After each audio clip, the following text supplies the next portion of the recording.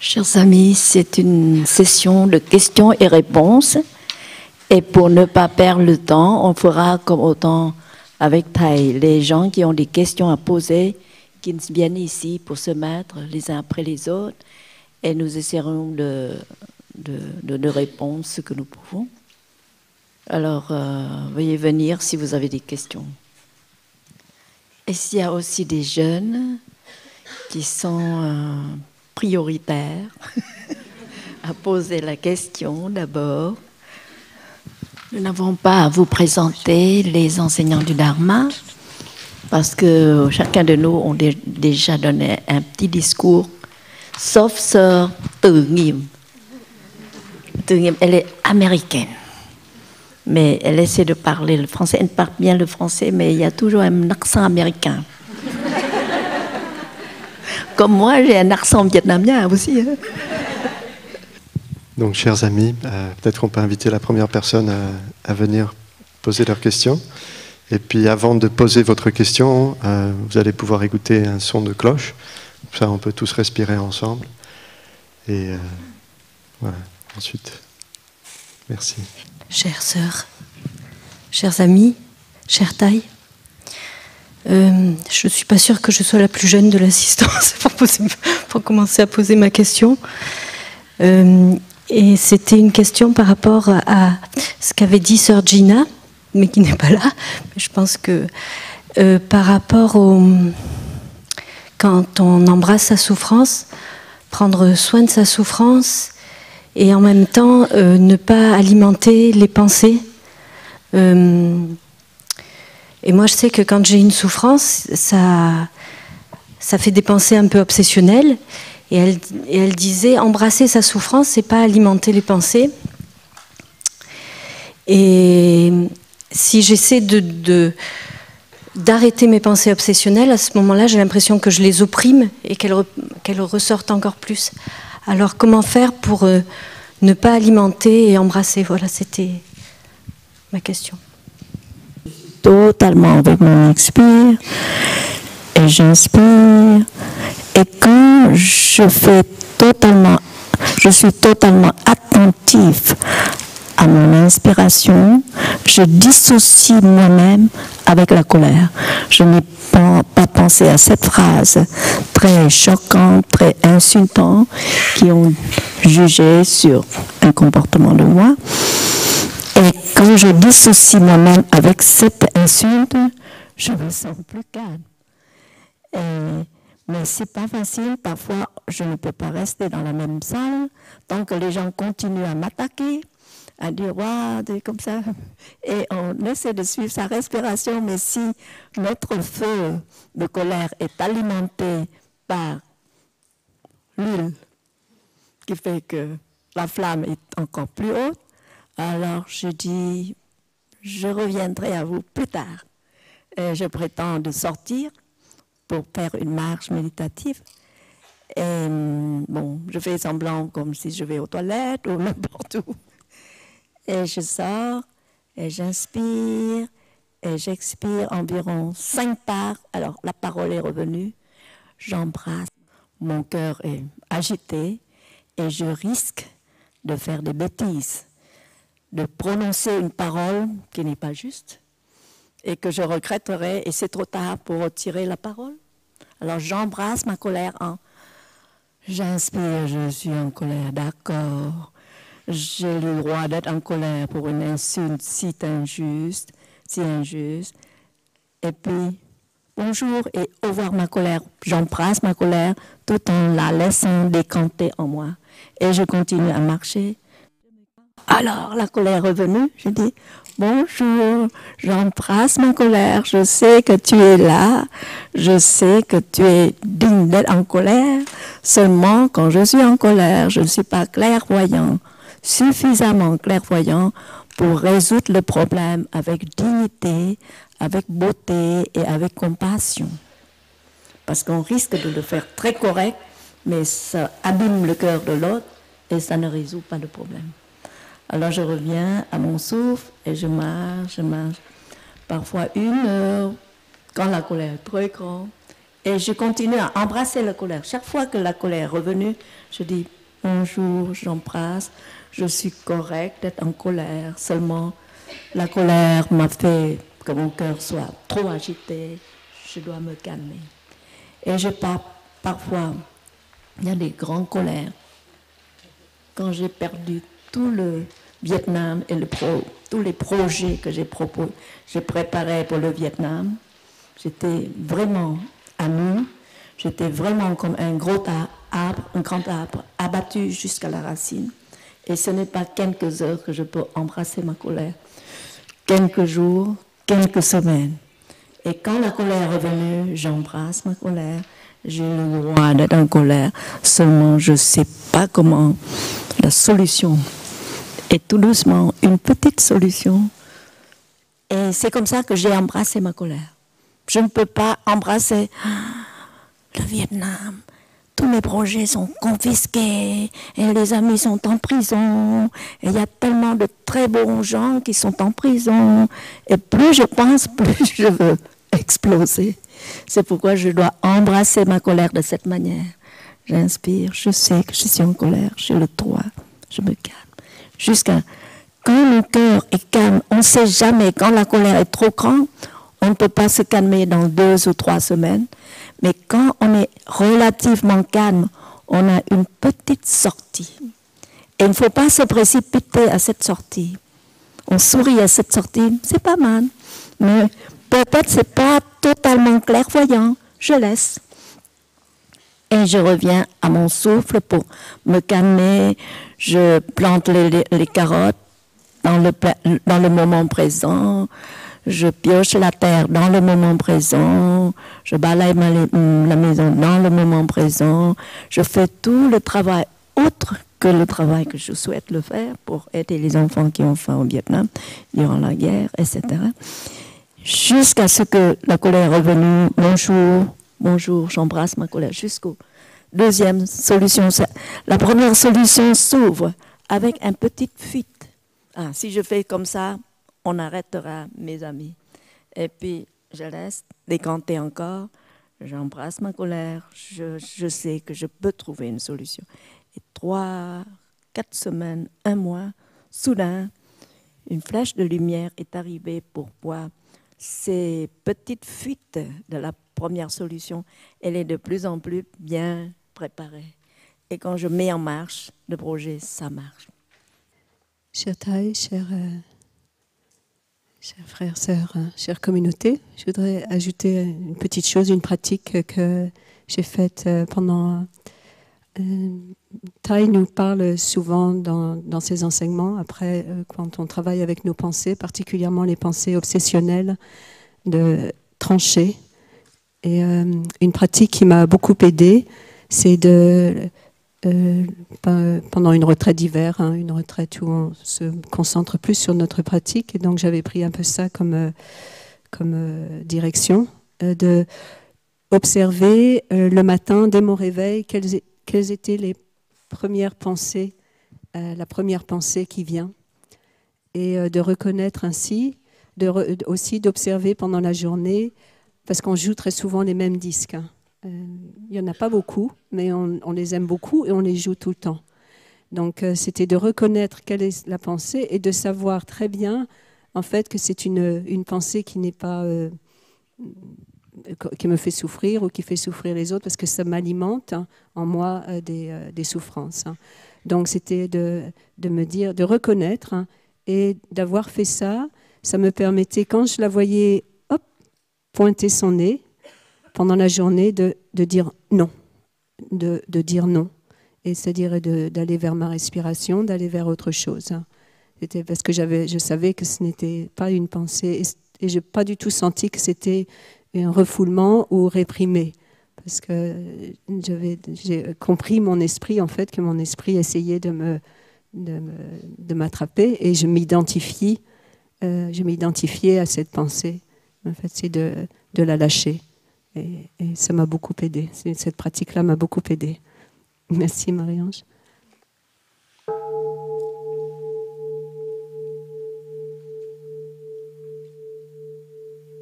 Chère Thaï, chère sœur, chère Sangha, je voulais savoir comment être bienveillant quand on sanctionne un élève. Je suis d'accord pour m'arrêter, respirer. Et je me demande si après lui demander son carnet de correspondance, est-ce que c'est une forme de violence? Comment faire autrement? Et même si je suis d'accord aussi pour penser qu'un élève qui insulte un autre, c'est un élève qui souffre, mais j'ai peur que les autres élèves le voient pas comme ça, et que ça puisse, tout d'un coup, qu'il n'y ait pas une forme de justice, que l'élève insulté trouve qu'il n'y a pas de sanction, la prof dit rien, il ne se passe rien. C'est pas normal, c'est pas juste. Et aussi, comment cultiver un regard individuel quand on a des groupes d'élèves, beaucoup d'élèves. Merci. Comment cultiver un regard bienveillant quand on sanctionne un élève, quand on sent qu'on doit sanctionne, quand on sent qu'on doit mettre des heures de colle, quand on... Donc comment faire autrement que sanctionner? Est-ce que sanctionner c'est une forme de violence? Et comment aussi cultiver un regard individuel sur les élèves quand on a beaucoup d'élèves? Comment créer un lien étroit quand on sent que c'est une masse, c'est un groupe? Enfin, moi j'ai du mal. Merci. Pendant que mes sœurs et mon frère pensent, je fais très vite la façon de Thaï sanctionne, la façon dont Thaï sanctionne les pratiquants enfants qui sont très turbulents. Je me suis rappelé les premières années du village de Prunier.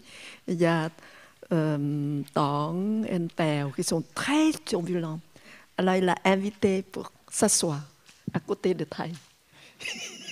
Et comme ça, ils sont très calmes parce qu'ils ne peuvent pas agiter. Frères et sœurs, chers amis, je ne suis pas un professeur, dans le sens où je n'ai pas eu la responsabilité d'enfant en tant que professeur, mais j'ai été élève. Je me souviens très bien. Et j'étais une élève dyslexique. Et à cette époque-là, on ne savait pas. On disait « peut mieux faire », viens en classe en... Comment on dit? On dit dilettante, préfère s'amuser plutôt que de travailler. Enfin, voilà. Alors quand je rentrais à la maison, c'était pas très rigolo.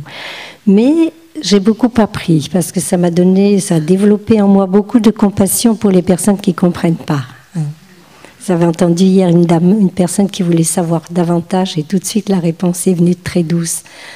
Alors ça a beaucoup d'avantages. Donc, être un professeur, ce que j'ai appris auprès de notre maître, j'ai vu que Thaï, quelquefois, il avait mis 2 ans et demi pour corriger un de mes défauts évidents. Et 2 ans et demi, avant de me dire quoi que ce soit. Alors là, ce n'est pas le cas, mais c'est pour vous faire voir dans quelle pratique nous sommes. D'accord ? Quand c'est nécessaire de corriger, c'est nécessaire de corriger. Ça, c'est indéniable. Et ça peut se faire sans violence. Ça peut se faire sans violence. Et comme l'expliquait hier, c'était essayer de savoir pour quelle raison cette personne se conduit comme ça.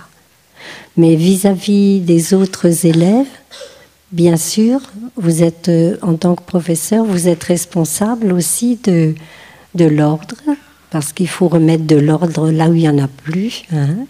Pas dans vos classes, mais partout dans notre société. Il faut remettre les choses, ma perception, les choses bien à sa place. Et pour ce faire, avant de prendre la décision, il faut vraiment retourner à soi-même. S'arrêter. et se calmer, s'apaiser.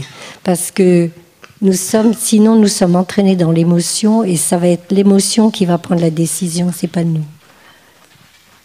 C'est ma perception. Je ne suis pas prof, hein, mais c'est ma perception. C'est-à-dire, vous pouvez, quand l'enfant agit mal, quelqu'un disait hier, je m'arrête, Christiane, je crois, hein, disait, je m'arrête, je retourne à ma respiration, je respire, je ne bouge pas.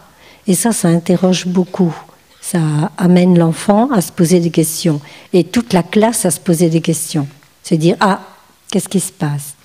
Et ça vous permet à vous de retourner, comme l'a dit Sir Chong Kong, hein, de ne pas se laisser entraîner dans les paroles violentes et de dire à l'enfant, tu viens de te conduire dès que vous avez récupéré un peu, même si ça prend le temps qui est nécessaire pour vous, et puis de dire très paisiblement, je pense que là tu as dépassé les limites, est-ce que tu veux bien avoir la gentillesse de m'apporter ton carnet?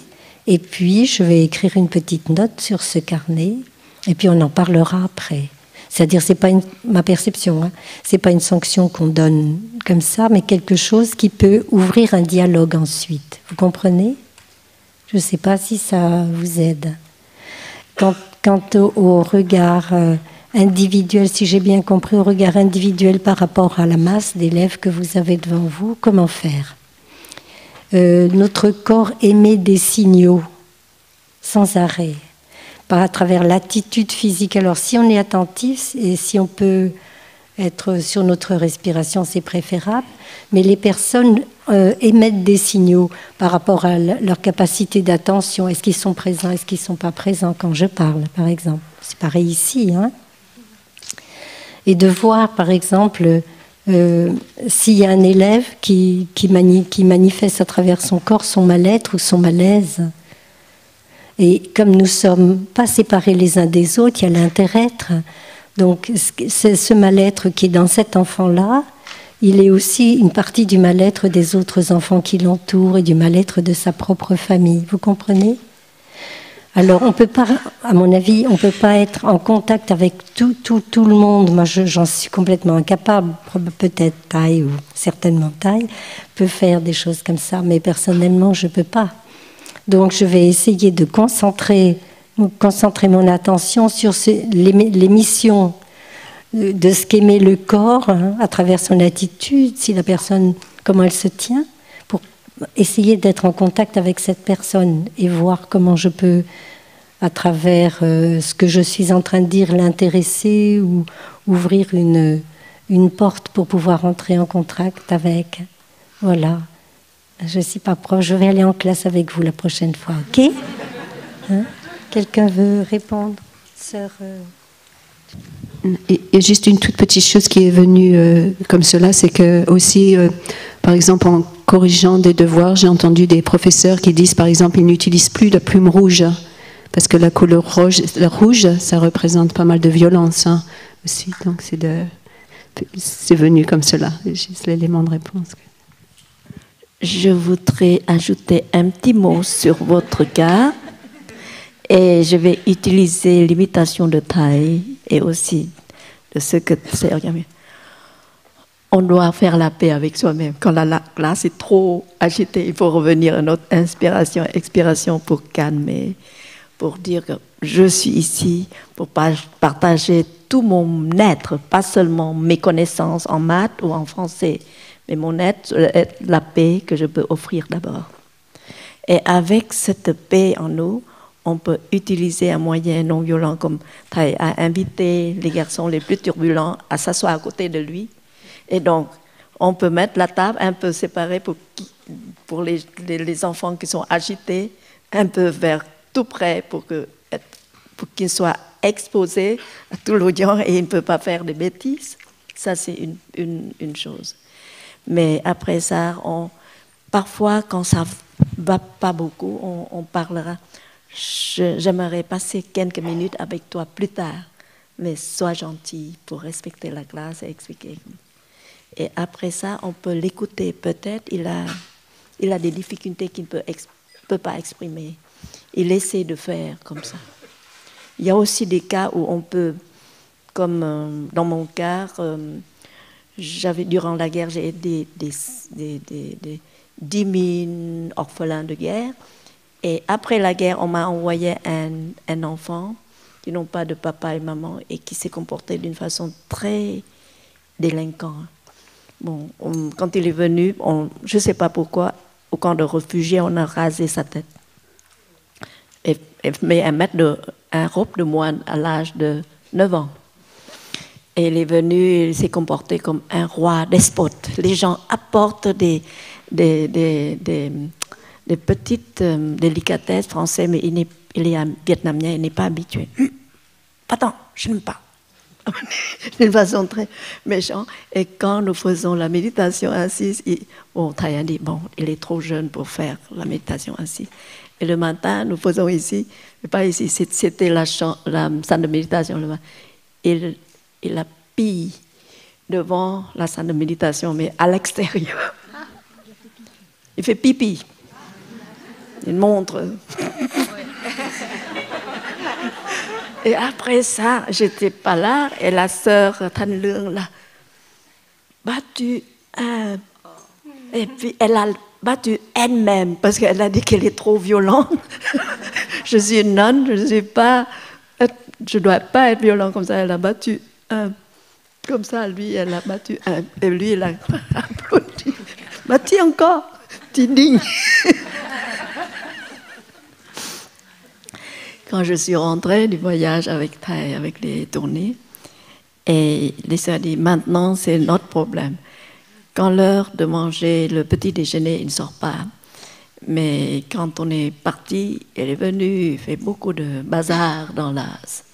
Et j'ai dit, Men, tu dois respecter. Et j'ai expliqué, j'ai dit que quand on marche en France, on doit marcher à droite. Et quand il y a les feux, on doit s'arrêter.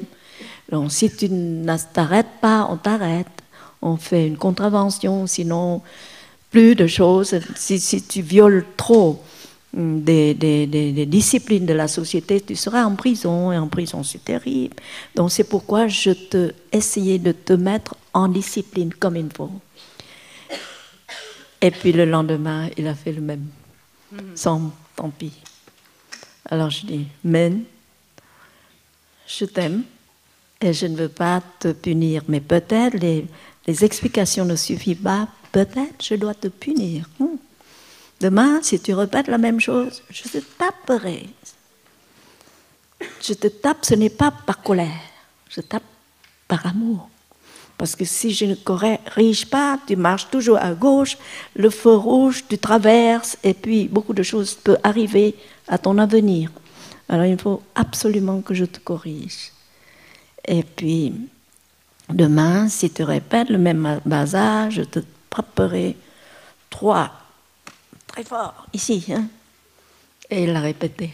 Il sait que je ne sais pas comment.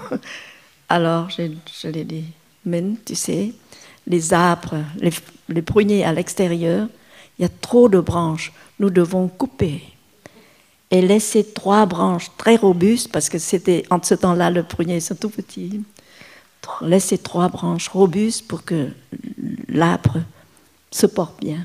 Et toi aussi, je vais te couper les choses. C'est un peu violent, mais je suis obligée. Hein. Sinon, tu peux pousser comme une pousse sauvage et tu seras en prison. Et ce n'est pas de l'amour que je t'aime et que je t'ai offert. Alors, je vais frapper. Et je vais très fort. Elle a pleuré. Le lendemain, elle ne répète plus. Il est très correct après cela. Et un jour, quand il est trop, on n'a pas beaucoup de temps pour lui, on a dit, maintenant, je dois te laisser dans la maison aide maternelle française parce que tu dois adopter. Non, sœur, si vous me mettez là-bas, je violerai les 5 préceptes. Et c'est le point faible de nous. Mais finalement, on doit le mettre pour qu'il s'habitue un peu. Maintenant, il marche bien, il travaille bien. Bonjour. Chers amis, j'ai pensé à une petite chose à ajouter. Dans notre vie ici, quelquefois, il faut corriger les petits frères, les petites sœurs. Et une fois, un grand frère, il était abbé de Hameau. Il nous disait pendant un partage que quand il voit un petit frère faire quelque chose pas très bien, pas bon, et il ne corrige pas, et il attend. Il nous disait que pour lui, c'est plus important de créer une relation avec le petit frère, une relation qui peut développer la confiance avant de corriger. Donc, je ne sais pas si ça c'est possible dans les grandes classes et il y a beaucoup d'agitation, mais il a trouvé ça c'est la meilleure façon d'offrir une autre manière de s'agir. Voilà, donc si nous sommes plus calmes et à l'aise, nos paroles vont être plus aimantes et ça va toucher le cœur et peut-être votre élève souhaite changer parce que vous avez créé on dit en anglais contact, connecter avant de corriger. Connect before correcting. Connect before correcting. Voilà, connecter avant de corriger. Donc, c'est juste une petite chose que nous essayons de faire ici. Pas tout à fait avec succès, mais ça, c'est le but. Merci bien.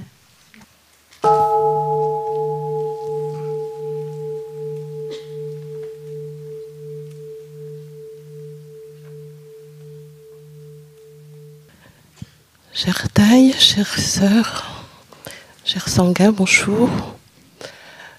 Alors moi je ne suis pas éducatrice, mais je travaille avec des éducateurs. Je suis psychologue clinicienne et j'interviens dans une institution qui accueille un certain nombre d'enfants et d'adolescents qui sont en situation de maltraitance grave et qui nous sont confiés sur des mandats judiciaires. Et j'ai le rôle dans ce lieu-là d'accompagner les équipes qui les accueillent, donc des familles d'accueil, des éducateurs en foyer. Ce sont souvent des placements longs, c'est-à-dire des enfants et des adolescents qui sont séparés durant de nombreuses années de leur famille, tout en maintenant des liens accompagnés. Et je m'occupe de la prise en charge de soins des accueillis. Alors plutôt que de soignants soignés, je vais parler d'accueillants et d'accueillis pour centrer la question aujourd'hui. Et au bout de 15 ans de pratique, je me dis que ce qui est le plus difficile en fait dans mon travail, c'est pas tellement la prise en charge des patients. C'est difficile, mais c'est pas le plus difficile. Et ce qui m'a amené ici aujourd'hui cette semaine,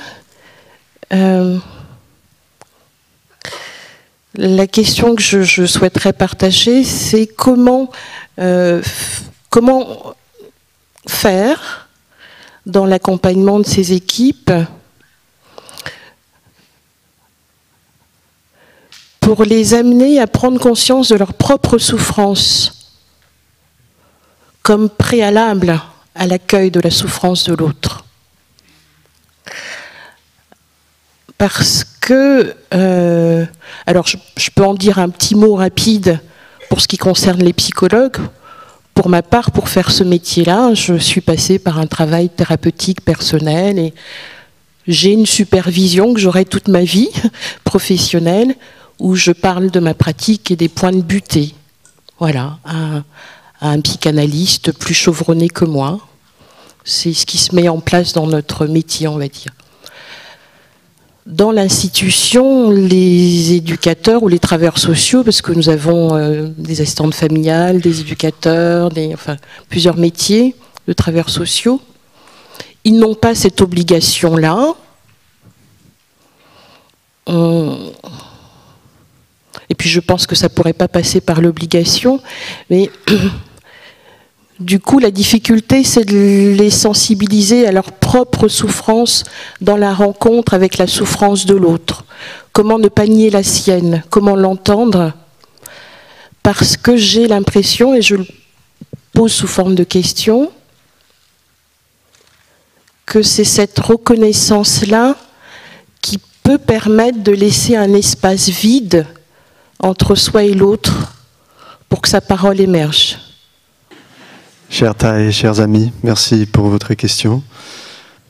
J'ai peut-être le début d'une réponse et j'espère que mes grandes sœurs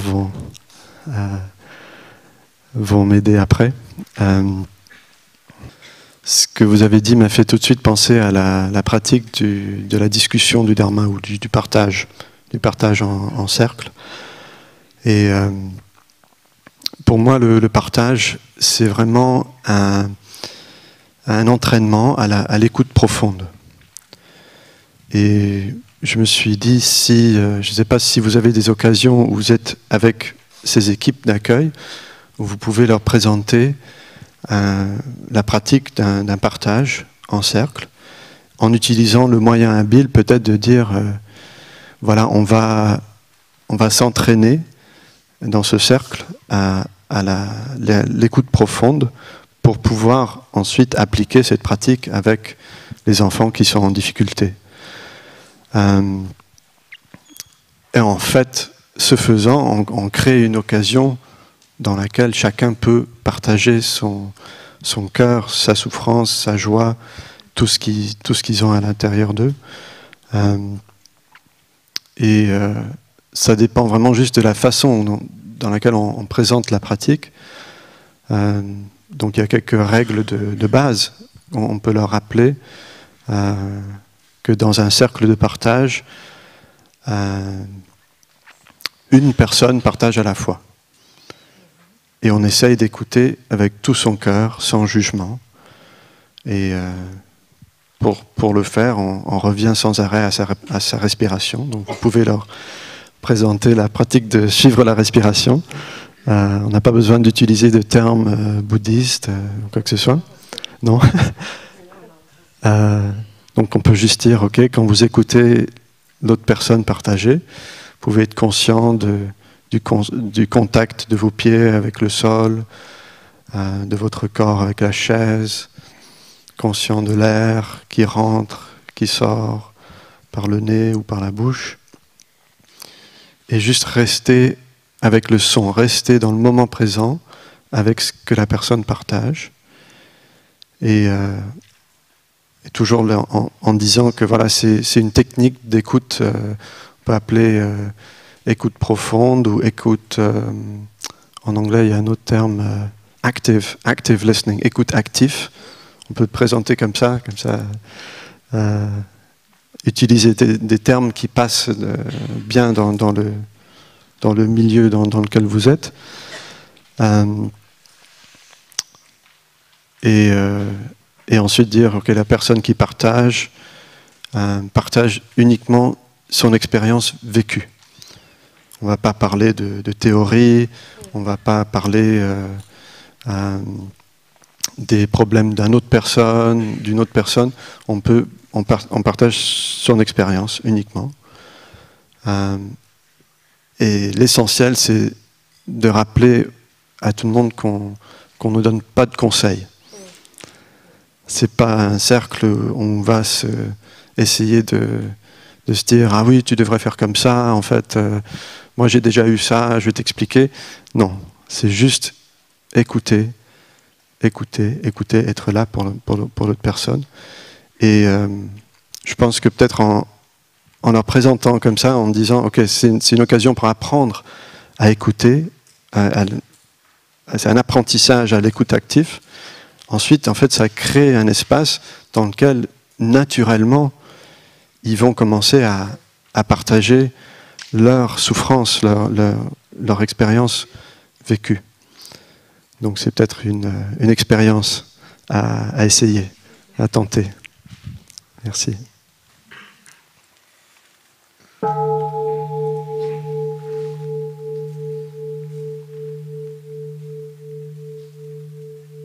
Bonjour, je voudrais déjà vous remercier pour la semaine. Et donc j'ai trouvé quelques pistes et puis quelques éléments à expérimenter. Et comme je suis prof de physique, en plus ça tombe bien, donc j'ai l'habitude des expériences. Et j'aimerais revenir sur quelque chose qui a été évoqué plusieurs fois dans les témoignages ou choses comme ça.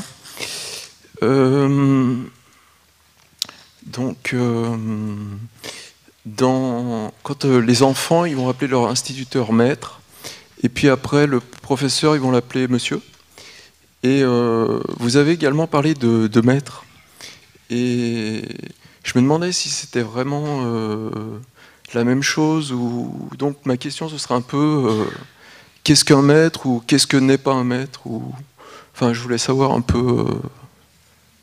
Voilà, je crois que vous avez compris. Merci. Pour notre maître Thầy, le mot vietnamien Thầy, ça veut dire maître, ça veut dire aussi instituteur. Et il a tout simplement dit que il faut m'appeler Thầy seulement. Je suis la personne qui vous transmet mes expériences vécues du bouddhisme et vous pouvez apprendre de moi mes expériences vécues et faites les vôtres à votre manière. Donc Thầy, c'est comme ça. Mais bien sûr, dans le bouddhisme traditionnel, quand on est aussi Thầy, on est aussi comme père spirituel. Et on n'est pas... J'ai remarqué, il y a des jeunes moines ou jeunes moignanes qui ont un maître qui n'est pas bien du tout, qui ont violé les préceptes et puis finalement défroqué. Et pourtant, dès qu'ils ont rasé la tête, ils pensent toujours que c'est un père. Et même s'il est malheureux avec ce maître, ils n'osent pas. Ils n'osent pas abandonner. Mais bon, ça c'est, je sais pas, c'est ancré dans plusieurs moines et moyens traditionnels que j'ai trouvés. Parfois, j'ai trouvé que le maître a fait, et le disciple a tellement souffert de la façon dont le maître s'est comporté, mais il n'ose pas quitter le maître. Alors, et chez nous, il y a beaucoup de frères et sœurs qui ne sont pas des disciples de Thầy, mais qui ont d'autres maîtres, mais avec le consentement du maître. Les maîtres ont admiré Thầy et ont laissé leurs disciples venir. Et souvent, c'est plutôt quand on est Thầy récemment, dans les premières années de partage du bouddhisme à l'Ouest, il n'a pas donné les 5 entraînements parce qu'il a dit que ici il y a la spiritualité catholique, protestant, islam, tous les courants de spiritualité, ils ont leur propre spiritualité. Je ne veux pas convertir les gens. Il a enseigné, mais les gens ont apprécié Thầy et puis il a oublié. Seulement les environ 20 dernières années, il commence à donner des 5 entraînements et vous serez comme disciple de lui si vous gardez les 5 entraînements et si vous jetez à la poubelle votre certificat des 5 entraînements, vous serez plus disciple. C'est-à-dire, il a dit qu'il pense que si on a le lien entre maître et disciple comme père spirituel, on ne tient plus. Et pour Thầy, si vous ne gardez pas, si vous ne récitez pas les 5 entraînements pendant 3 mois de suite, le lien de transmission entre maître et pratiquant ne sont plus. On ne sera plus maître et disciple, on ne sera plus maître et pratiquant, mais on sera. Voilà. Et donc, dans notre tradition, pour Thầy, il commence, il a dit dès que j'ai accepté des pratiquants comme mes disciples, ils pratiquent mieux. ce qui me vient en mémoire lorsque vous parlez de maître, c'était les générations d'avant, où le maître était dans un village, le maître d'école, était dans un village aussi important que le docteur, était aussi important que monsieur le curé. Voilà, il y avait des personnages qui étaient comme ça, très importants dans un village. Maître, pour moi, ça évoque celui qui maîtrise, celui qui a la capacité de maîtriser. Et c'est pas rien, c'est très beau. Et je vais vous raconter une histoire très courte qui va vous faire peut-être rire, mais qui vous fera comprendre ce que je mets derrière le mot d'un enseignant, par exemple.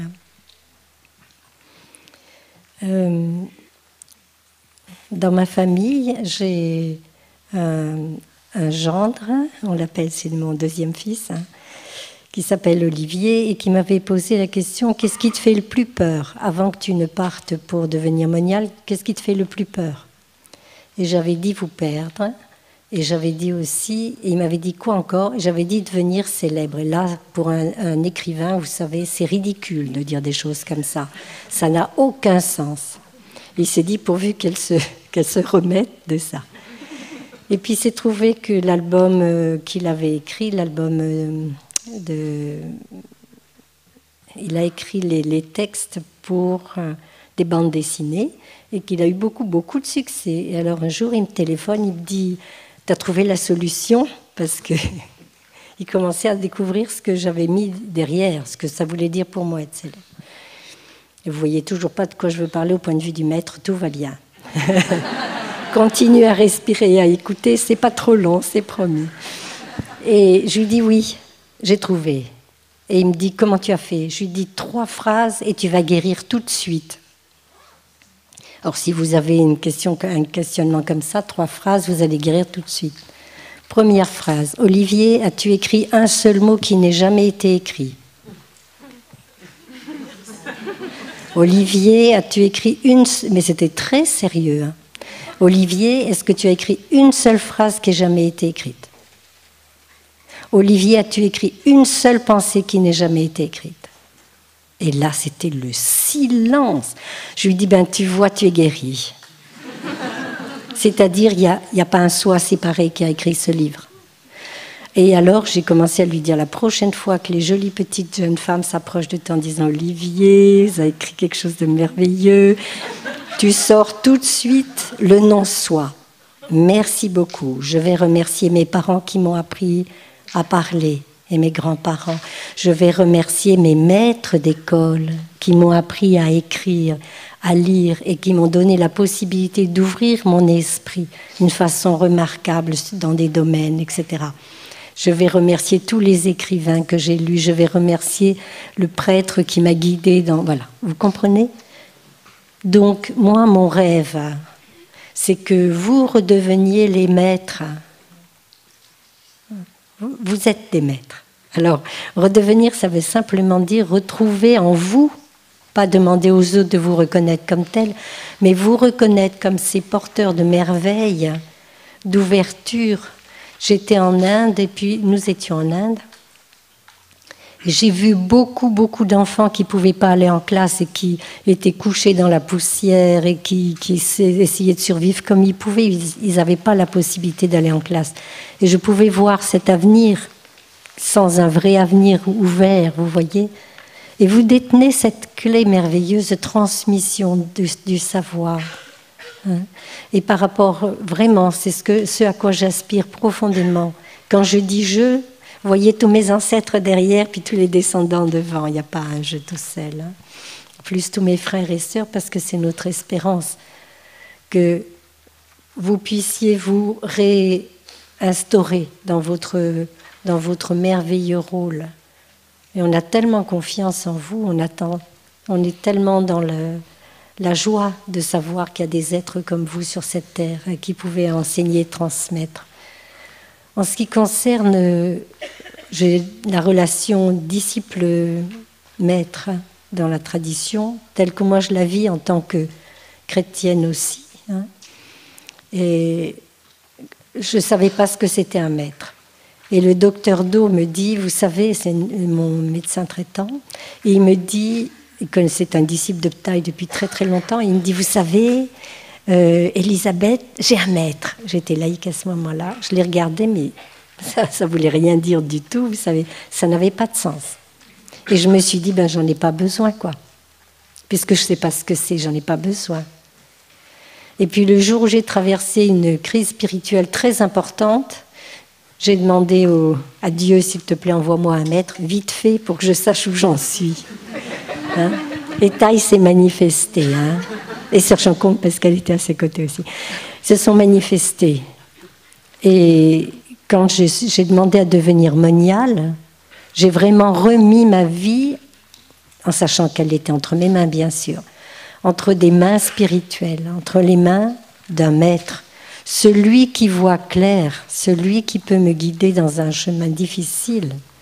Et je me suis vue comme quelqu'un qui voulait faire l'ascension de l'Everest et qui avait besoin d'un maître qui lui fasse tester la neige fraîche, hein, les ponts de neige, savoir à quelle heure il faut partir pour aller monter son bivouac sur la vire dans la montagne, etc. Vous voyez ? Donc pour le maître, pour nous, c'est vraiment quelqu'un, une référence merveilleuse. Et vous savez, les jeunes frères et sœurs, je ne vais pas le prononcer parce que j'ai peur de déformer, appellent Taille grand-père moine. Je vais juste rajouter quelques petites choses par rapport à la relation avec le maître. Ce matin, j'étais pas assise, mais debout, et nous étions assez nombreuses à contempler le jour qui arrivait très doucement. Et ma pensée, en fait, allait vers les mots que Sœur Dinim a dit hier par rapport à des mots que Taille a dit, que maintenant les enseignants ne sont plus des transmetteurs de connaissances, mais des transmetteurs de vision profonde.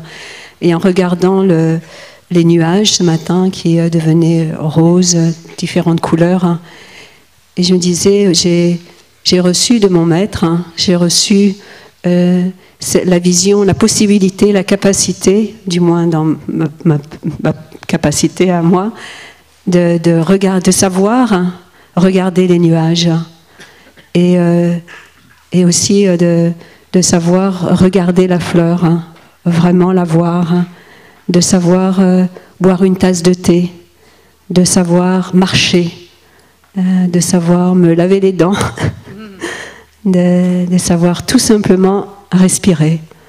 En fait, et je me disais, ben oui, simplement apprendre à vivre. Et c'est ce que j'ai reçu des maîtres, en fait, de Taille, de mon maître maintenant, mais des maîtres à travers ma vie, des personnes qui m'ont marqué, qui m'ont inspiré. En fait, ils m'ont appris à vivre, à être un être humain. Merci beaucoup. Oui, je voulais juste dire une chose que j'ai pas terminée, tout à fait. J'ai dit à Olivier, après lui avoir fait voir tout ça, je lui ai dit, alors tu es formidable, parce que tu as été capable d'utiliser les mots, les pensées et les paroles qui avaient été déjà dites pour donner naissance à quelque chose de très beau.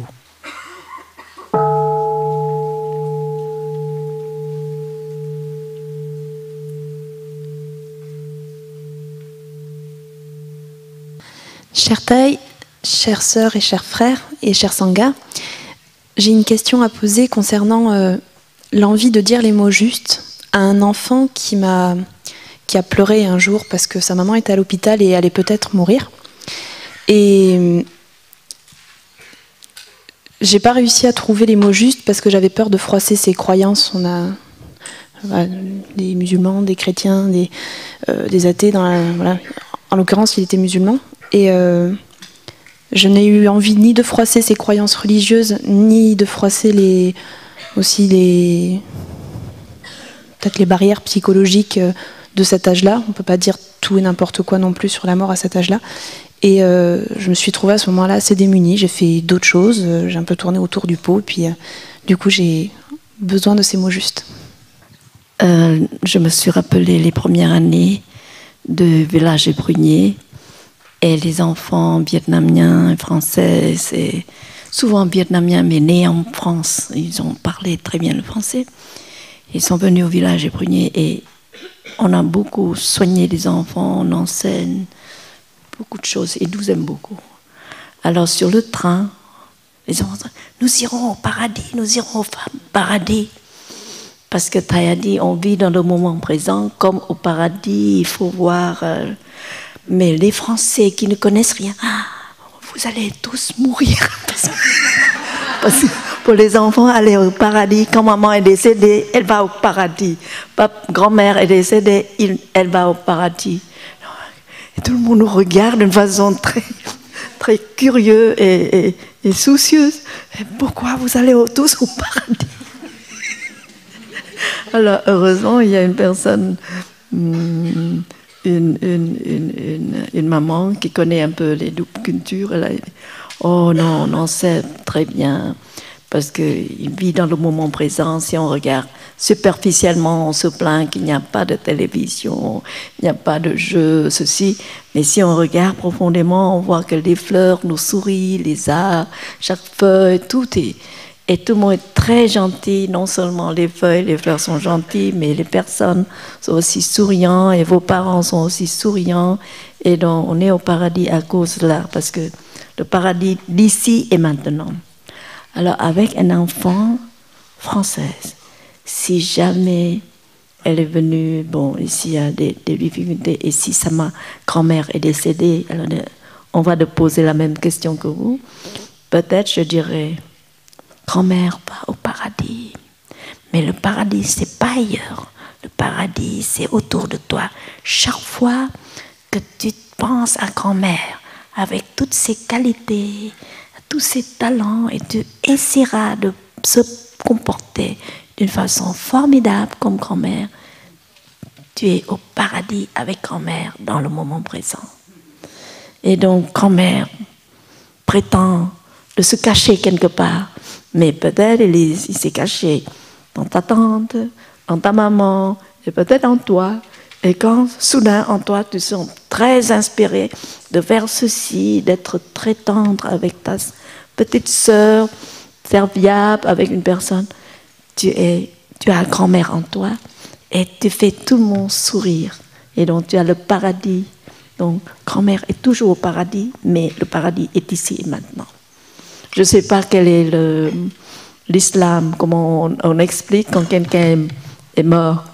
Mais souvent, pour les enfants, en Occident, les chrétiens, on dit que grand-mère va au paradis. Et je veux aller au paradis est le moment présent, en expliquant de cette manière.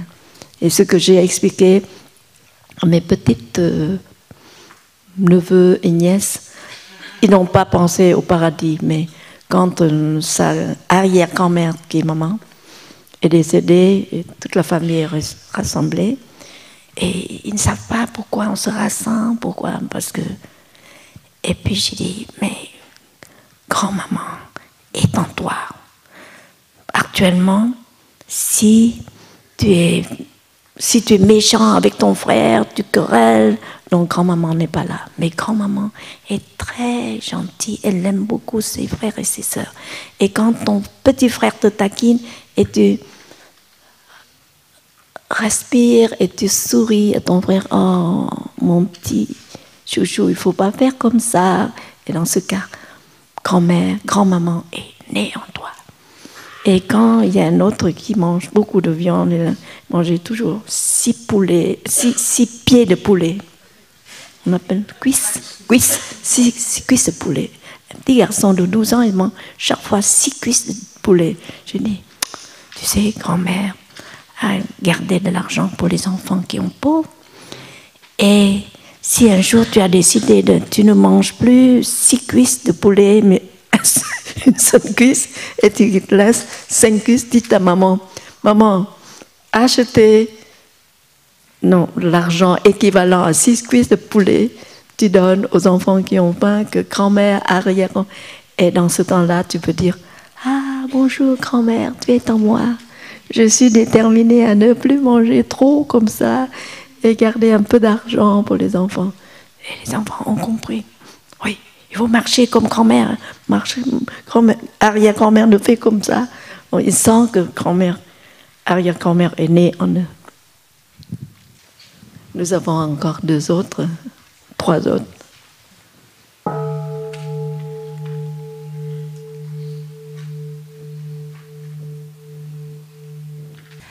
Chère Thaï, chère communauté et chers participants, c'est la première fois que je viens au village des Pruniers, donc je vous demande de bien vouloir me pardonner si mes 2 questions rapides, hein, en fait ce sont 2 partages que j'aimerais faire avec vous, sont appropriés ou pas. J'ai été vraiment très heureuse de rencontrer Thaï pour la première fois et d'être là. Et ce qui m'a vraiment touchée, c'est la joie qu'il a transmise et surtout l'idée de la communauté, c'est-à-dire des amis. Et je pense que c'est ça que j'ai envie de partager avec vous.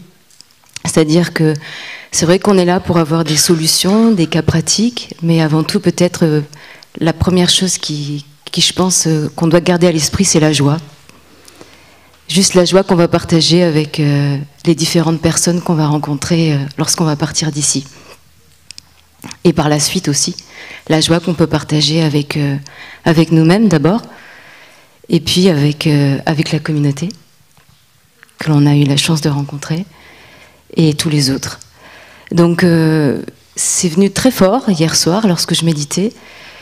Je me suis dit, mais pourquoi on ne partagerait pas cette joie aujourd'hui vis-à-vis de Thaï, qui n'est pas là, mais qui est peut-être dans nos cœurs aussi.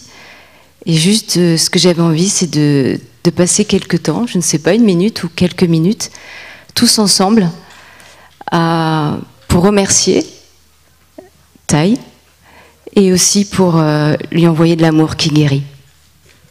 Et ça, c'est très très fort en moi. Et s'il y a des personnes qui sont intéressées, ben, j'aimerais partager ça avec vous. Maintenant, ici et maintenant. Ça, c'est le premier point. Alors, vous choisirez le temps qu'il faut. Je vous laisse le choisir, mais j'ai vraiment envie de partager ça. Et le deuxième, c'est une question au village des Pruniers. La deuxième question, j'aimerais pouvoir faire ça de temps en temps parce que lorsqu'on a des rapports professeurs-élèves ou maîtres, disciples ou éducateurs, enfants, eh bien, ce qui est intéressant aussi, c'est de pouvoir rendre ce qu'on a reçu et de pouvoir communiquer aussi cette joie qu'on a reçue ou l'enseignement qu'on a reçu. Et j'aimerais savoir s'il est possible, par l'intermédiaire du site, parce qu'il y a tellement de choses sur ce site, comme les gongs qu'on peut mettre sur son ordinateur, de savoir si à un moment donné, dans la semaine ou par jour, à un temps donné, qu'on puisse envoyer des remerciements ou de l'amour simplement à la communauté ou à Thaï, en sachant qu'on va être ensemble. C'est juste une idée que j'ai, mais je trouve qu'elle peut être intéressante si vous l'acceptez. Et au moins, ça permet de se reconnecter, aussi bien avec la communauté, mais aussi avec tous les autres, et de pouvoir rendre et partager ça avec d'autres. Voilà, merci. Chère Thaï, chère communauté, merci de votre partage, merci de votre pratique. Je me demande si on pourrait faire une très courte méditation guidée pour être ensemble dans la joie, comme vous avez dit. Donc peut-être on peut juste prendre une minute. Je vais demander à ma sœur de nous offrir un son de cloche.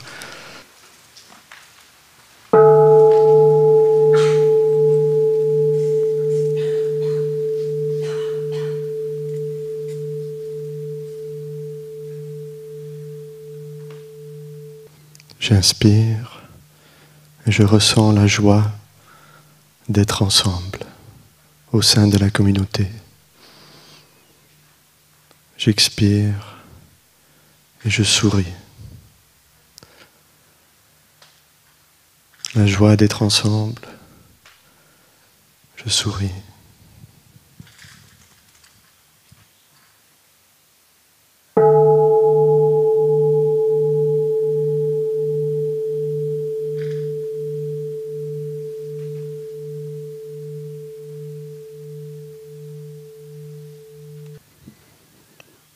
J'inspire et je suis conscient de tout ce que Thay nous a transmis, de tout son amour, de toute sa joie, sa pratique. J'expire et j'envoie à Thay, avec tout mon cœur, tout cet amour qui est là dans cette salle. Conscient de tout ce que Thay nous a donné, on envoie à Thay tout notre amour.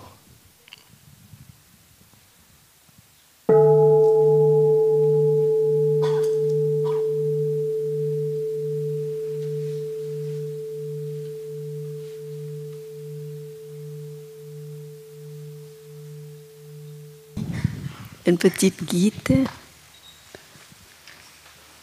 Je vous invite à revenir à votre souffle de nouveau. J'inspire. Je touche profondément la force de vie et de compassion en moi-même et en différentes générations de mes ancêtres à monter ici et maintenant. La force de vie et de compassion de tous mes ancêtres à monter ici et maintenant.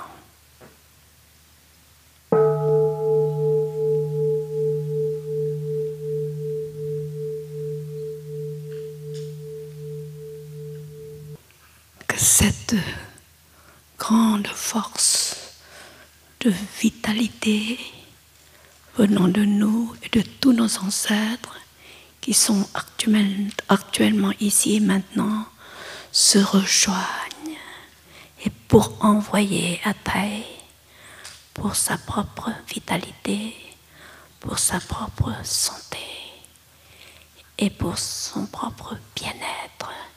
Il a besoin de cette force de nous tous et de tous nos ancêtres pour qu'il soit bien portant.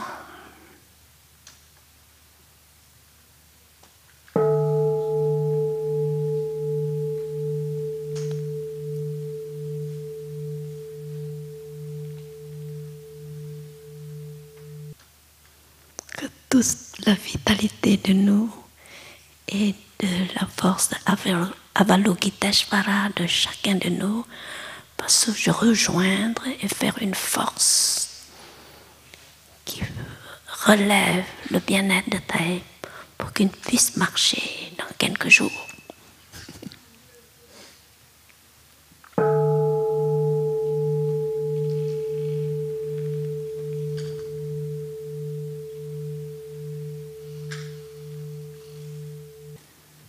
Cher Thay, chers amis, merci. Merci de cette suggestion, merci de cette inspiration. Et merci à tout le monde. Pour la deuxième partie de votre partage, vous pouvez rester là. Ça m'a tout de suite rappelé Thay l'année dernière, je crois que c'était l'année dernière à Hong Kong. On avait une très grande retraite pour 1400 personnes. Et ils avaient tous des smartphones, des téléphones portables, des appareils photo, des gadgets de toutes les sortes. Et puis, un jour, Thay leur a parlé de la connexion. S'ils se sentaient connectés. Puis Thay leur a dit que lui, il n'avait pas utilisé le téléphone depuis 30 ans, mais qu'il était très connecté avec ses disciples, avec tout le monde. Et puis il leur a dit, est-ce que vous voulez être connecté à Thay? Est-ce que vous voulez avoir une connexion à Thay? Il leur a demandé de lever la main. Donc on peut vous demander là, est-ce que vous voulez être connecté à Thay? Est-ce que vous voulez être connecté au village des Pruniers? Vous pouvez lever la main.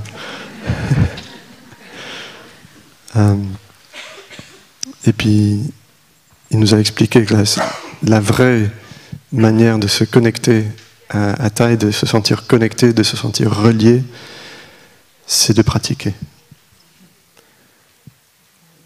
Aussitôt qu'on revient au moment présent, qu'on revient au contact de notre pied avec le sol pendant que l'on marche, qu'on revient à notre souffle, on est connecté à Thaï. Oui, je partage complètement ce que vous venez de dire. C'était juste pour se sentir connecté entre personnes. C'était juste ça. Pas avec Thaï, mais entre nous.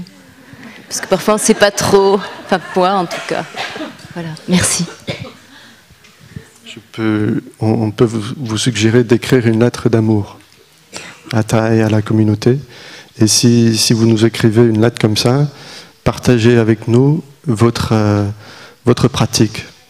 Ce que vous avez réussi à mettre en pratique dans votre vie quotidienne, et on le publiera sur le site, certainement.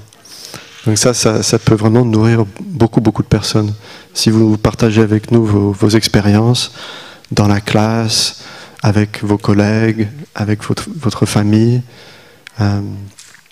envoyez-les nous, écrivez-nous, et on publiera sur le site.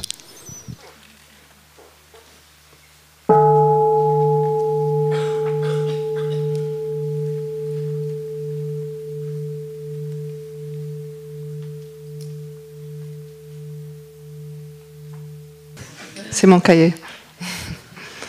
Bon.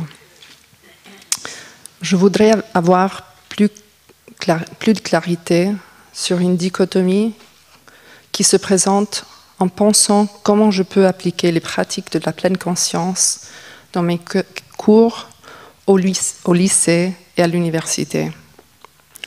D'un côté, je sens un besoin très profond d'introduire un meilleur équilibre et bien-être chez moi, mes collègues et mes élèves. D'autre côté, je suis très attachée aux idéaux comme l'excellence, la rigueur, la finesse intellectuelle. Mais conventionnellement, les méthodes de cultiver ces standards sont très sévères et même destructifs. Comment pouvons-nous offrir un climat formatif exigeant, tout en transmettant la paix et l'accueil? Bonjour chers amis. Merci pour votre question. Nous sommes 5 personnes pour répondre à votre question. Je pense, pour commencer, le commencement commence avec vous. Ça veut dire peut-être vous pouvez apprécier votre pratique chaque jour, faire les parts sur la mère terre avec la paix, l'amour, apprendre à se ralentir, aller doucement, respirer dans la classe, sourire, juste arroser et cultiver des bonnes graines en vous. Et ça c'est une chose possible avec la pratique de la pleine conscience. Et essayer de continuer avec cette attitude, cette manière de vivre avec plus d'attention de vos pensées, vos paroles, vos actions. Et c'est possible de influencer vos collègues juste avec votre exemple. Si vous incarnez cette énergie de la pleine conscience, ça va offrir quelque chose de grand intérêt à votre entourage. Et vos étudiants, vos élèves aussi vont reconnaître « Ah, elle est différente maintenant. Et elle a changé. Qu'est-ce qu'elle a fait pour changer ?» À ce moment, quand les autres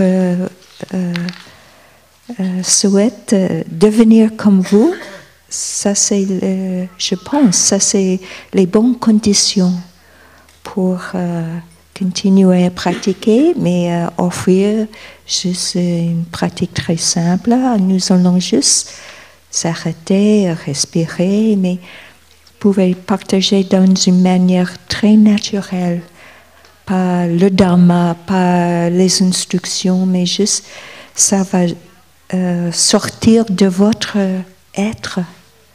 Vous êtes une pratiquante, bien sûr, mais sans beaucoup de la forme, sans beaucoup de les instructions. Ça, c'est la pleine conscience, ou c'est pas la pleine conscience. Juste être vous-même dans votre pratique quotidienne. Donc, il faut pratiquer chaque jour la marche, la respiration, être conscient des émotions, votre souffrance, et prendre soin de vous-même d'abord, et votre famille, etc. Et tout le monde va en profiter. Mais ayez la patience aussi. Ça n'arrive pas tout de suite, mais si vous êtes sur le chemin de pratiquer chaque jour quelque chose que vous aimez bien, ça suffit, je pense. Mais je vais inviter les autres à partager aussi. La question est immense. J'ai pensé que Sœur Teungim a très bien expliqué. Elle a dit que vous êtes divisé entre faire ceci avec... Mais si vous êtes l'incarnation de votre pratique et vous n'avez pas à partager, mais ils vous suivront. Ils admirent, ils voient la beauté de votre attitude, de votre façon de parler, d'écouter. Et puis, quand ils sont à l'écoute, et vous partagez un petit peu seulement, et ça entre en eux plus que les efforts d'expliquer comme ça, Jusqu'à maintenant, vous avez fait déjà, mais il me paraît que moins de succès que si maintenant vous incarnez la pratique. Et quand vous incarnez la pratique, quand les conditions étaient comme si, ce sera comme si, vous partagez de ce côté, quand les conditions seront comme cela, vous partagez de l'autre côté. Mais ça doit être inné en vous. Donc maintenant, la prochaine, s'il vous plaît, on a encore une dernière question, malheureusement. Une dernière.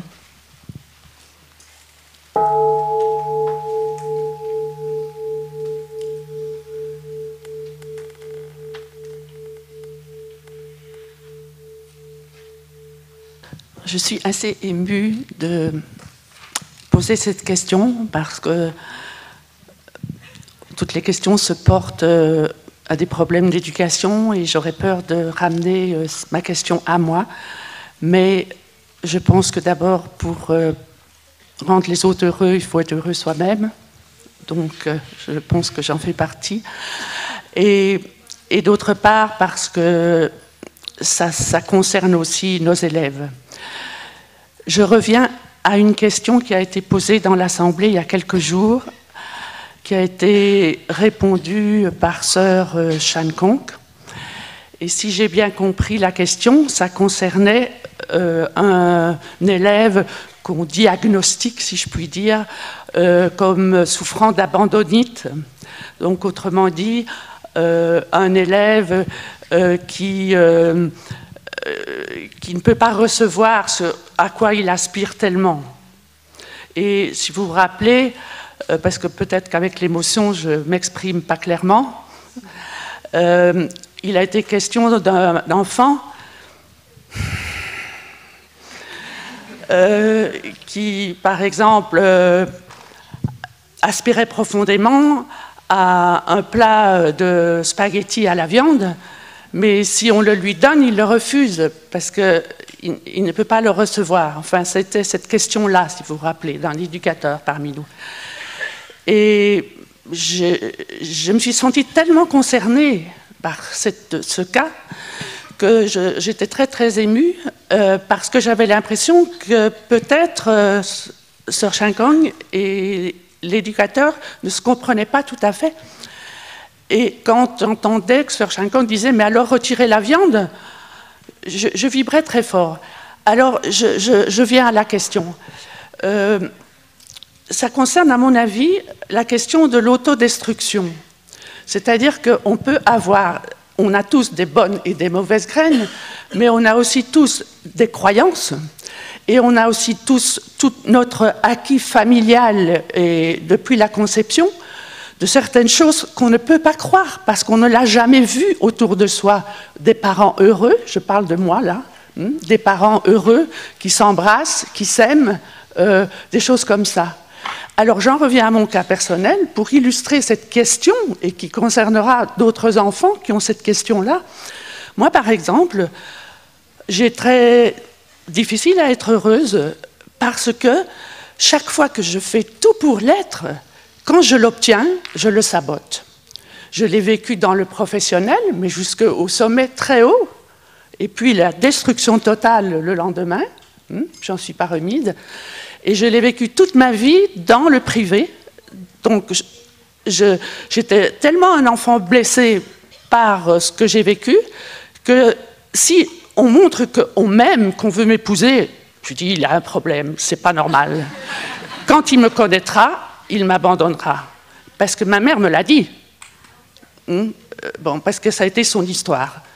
Et dès lors, toute ma vie, j'ai rencontré des hommes, j'ai parfois été très amoureuse, mais ça n'a jamais pu se faire, parce que, comme je ne suis pas bête, j'ai un très fort mental, je vais donner l'impression qu'il m'abandonne, mais en fait, c'est moi qui me mets dans une situation telle que ça casse. Donc, et c'est très subtil. Et les gens, en général, n'y voient que du feu. Bon, il m'a fallu des années et de l'aide thérapeutique pour décortiquer ça. OK. Mais avec mon mental, ça ne suffit pas. Donc, c'est extrêmement rapide et très subtil. Donc, on en revient à l'enfant, pour ne pas focaliser sur mon cas. D'une part, comment s'y prendre avec cet enfant-là? Moi, j'étais vers ce monsieur-là après. J'ai dit, si je me mets à la place de cet enfant-là, moi, j'ai besoin d'être apprivoisée. Je suis une enfant qui a besoin d'être apprivoisée et il faut très, très, très longtemps pour croire qu'on peut m'aimer et surtout que ça durera. OK? C'est un exemple. Bon, c'est un exemple. Mais la question, c'était en quoi est-ce que la pleine conscience pourrait aider? Parce que moi, par exemple, j'ai passé des tests chez des psychologues renommés qui ont écrit des livres, etc. Il y a 15 ans encore, je passais les tests, ils me disaient « Ma méthode ne peut rien faire pour vous. Vous êtes le cas sur 100 de la plus grande autodestruction que je connaisse. » Bon, je l'ai vécu. Je suis docteur moi-même. Je veux dire, je ne dis pas des choses à la légère. Alors, je ne connais pas encore, malgré toutes mes tentatives, une méthode où j'ai pu aller dans cet inconscient, rencontrer ça. Quand j'essaye de penser à les situations vécues, je suis dans ma tête et j'en reviens à la première question que ici la dame a posée, c'est qu'à ce moment-là, j'imagine pour me donner de la compassion, mais en fait, je suis dans ma tête, je n'embrasse pas. Donc, je n'embrasse pas. Donc, c'est comme si je coupe. Bon. Et donc voilà, est-ce que la pleine conscience peut aider, puisque on a beau arroser parfois les bonnes graines pour espérer arriver à quelque chose parce qu'on en est malheureux, et puis il y a des programmes intérieurs, c'est pas pour moi, quoi. Enfin, je ne sais pas si... Chère Thay, chère communauté, chers amis, comme il est assez tard, je vais être très brève, hein, et parce que vous avez employé le mot apprivoiser. Et la première chose qui vient, c'est apprivoiser le corps. Et c'est tout. Pour l'instant, ne rien s'occuper d'autre que d'apprivoiser le corps. C'est-à-dire de complètement, pleinement, je suis pleinement conscient de chacun de mes pas. Je suis pleinement conscient de ma respiration, des gestes tout à fait habituels de la vie quotidienne. Je me lève le matin, je me réveille, je souris, je suis consciente que je suis que j'ai fait mon lit, que j'ai un lit où j'ai pu dormir, où j'ai eu des couvertures. Donc je suis consciente que quand je plie mes couvertures, wow, j'ai eu un cadeau merveilleux. J'avais des couvertures pour me couvrir cette nuit. Et de voir son corps, oh mais j'ai bien dormi, tout simplement. Simplement, ensuite, je suis consciente que je vais à la salle de bain, que j'ai de l'eau, des choses très simples. Hein. Simplement prendre conscience de mon corps hein, qui bouge, mon corps qui est tendu. Ah, mon corps est tendu. Oh, allez, je respire, je détends. C'est tout. Pour l'instant, c'est tout. Et avoir confiance hein, que le miracle de la pleine conscience sera présent. C'est tout. Merci. Cher Tarsar Sangha, cher ami, peut-être une autre pratique de la pleine conscience, c'est d'essayer de manger plus lentement, de bien mâcher chaque bouche. Et vous pouvez mettre la nourriture sur une cuillère, une petite cuillère, et après que la nourriture est dans la bouche, poser la cuillère sur la table. C'est juste la pratique de goûter la nourriture bien mâchée 10, 20, 30 fois avant d'avaler. Donc ça c'est une pratique, c'est très, très efficace pour se calmer. Manger lentement, poser la cuillère sur la table et détendre le corps en mangeant. Et bien être conscient, comme la sœur Darniam nous disait, être bien conscient de la plante des pieds sur la terre. Donc, de ne pas penser, juste être avec chaque action et bien goûter la nourriture ou le thé, le tisane. Les sœurs et le frère proposent qu'on va chanter une dernière chanson parce que demain, ce soir, il y a des petites méditations de thé, mais on n'aura pas un grand rassemblement. Maintenant, on chante. Sans venir, sans partir, ni avant, ni après, je te tiens près de moi et je te laisse pour être libre, parce que je suis en toi et tu es en moi, parce que je suis en toi et tu es en moi. No coming, no going, no after, no before. I hold you close to me. I release you to be so free, because I am in you and you are in me, because I am in you and you are in me. Sans venir, sans